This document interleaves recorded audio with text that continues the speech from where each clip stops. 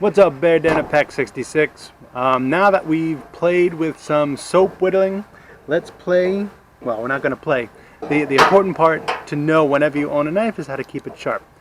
Because as we all know, it's not very obvious, but a sharp knife is way safer than a dull knife. You'd think a dull knife would be safer because it's not going to cut you as easily, but with a dull knife you're going to have to push harder and harder, and when you push hard, that's where slips happen. So how do you know if a knife is sharp enough? One of my favorite techniques is the paper technique. So you hold the paper, try to go as vertical as possible, and if you can slice off little tiny slices of paper like that, and the cuts are nice and clean, that's not good, your knife is plenty sharp. So this is my Swiss Army knife that I've cared for, so the blade is in decent shape. When you have a knife that's not sharp enough, like this guy that I found in a closet somewhere, I'm not even sure whose it was, what came from, when you try to cut, you can see it doesn't really go into the paper very easily. Or if it does, it'll tear the paper instead of cutting it. So this blade, we need a little bit of work on. And how we can do that is with a sharpening stone for first, and then we'll finish it up with a strop. Okay, so let's get to it. Okay, so this is just one of my sharpening stones. I like this one. It's called a tri-hone stone because it has different grades of material on it. So this is coarse, this is medium, and this is fine. The coarser the stone, the more material it's going to take off on your knife, so usually I start with fine to see how it gets me going. The medium and coarse are going to come in where you have a big nick on your blade that you need to make smooth again. The key with sharpening is you want to hold the knife at a consistent level and a consistent angle to get that edge as sharp as possible. So the key to sharpening a knife is to keep the angle fairly consistent. For a pocket knife, they say that you can use the 2 penny rule, which is put 2 pennies on your stone, and the angle the blade makes when the back is raised by 2 pennies of height, that's the angle you want to keep. And so we can just go back and forth.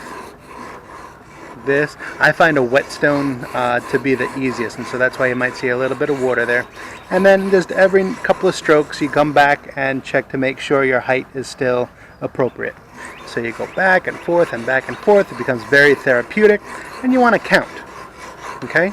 So if you count to 20 and you flip the pennies, this is the only time you're going to want to put the blade towards you, but as long as it's safe and controlled, you're not really cutting anything, you're just sharpening it, it's safe.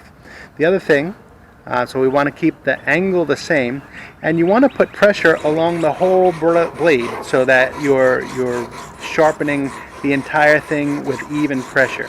And the sound that it makes it really tells you that you're doing it right. So I hope you can hear that, but it's like you're slicing the slightest layer of stone off the sharpening stone.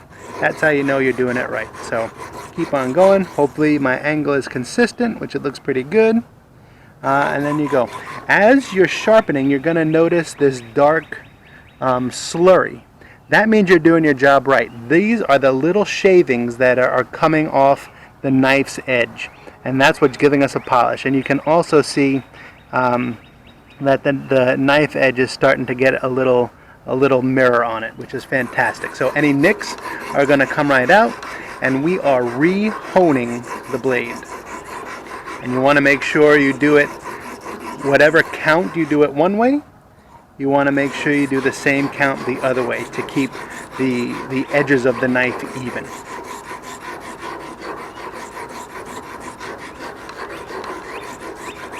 Okay, so then you keep going back and forth. You're going to see the slurry on the blade as well. That's exactly what we want. And then you're going to keep on going until you feel like the blade has a good sharpness on it. So usually I do 20, 20, 20, 20, and then I'll start counting down 10, 9, 8, 7, 6, 5, 4, 3, 2, 1. So this will be my 10. And 10 on the other side.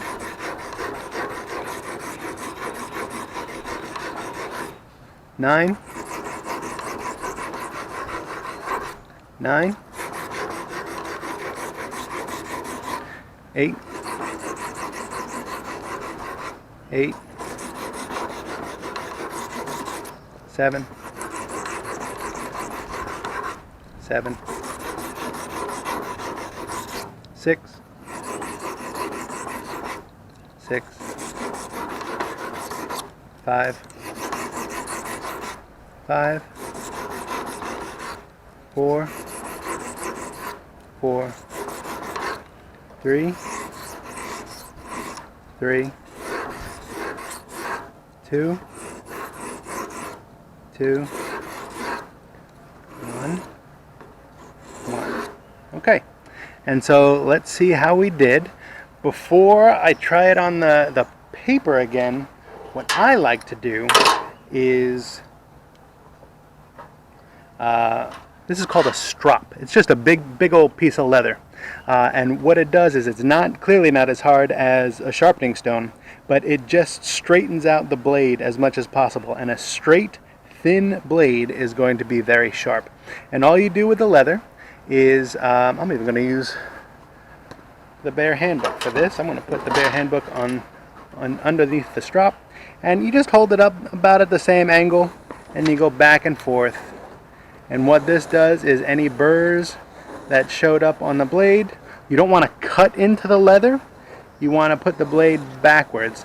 And this is just a final polishing, a final honing of the blade. The way the sharpening stone works, the stones are much harder than the metal, and so the stone is going to take metal off the knife, but the leather is nowhere near as hard as the knife. So this is just going to polish and straighten that edge. Okay, and you just do it back and forth maybe 20 times. You can do this on a belt, you can do this on any piece of leather that you like. Okay, and we give it a wipe. And you look for any dents in the edge. The edge looks pretty good. I don't see any shine spots or anything like that. So I think we're alright, and let's see how we did. After the strop, we want to check this sharpness test again. And you can see, nice and sharp. So, we did it. That is a nice sharp blade.